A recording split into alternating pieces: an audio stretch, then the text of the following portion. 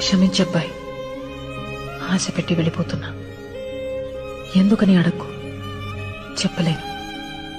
ఎక్కడికి అని కూడా ఆలోచించుకు, తిరిగి రాలేను. ఈ కొద్ది రోజుల మన పరిచయానికి ఏ పేరు పెట్టొద్దు. ఇదొక అందమైన అనుభవం అంతే. ఎప్పుడైనా నేను గుర్తొస్తే మాత్రం చిన్న నవ్వు రావాలి నీకు.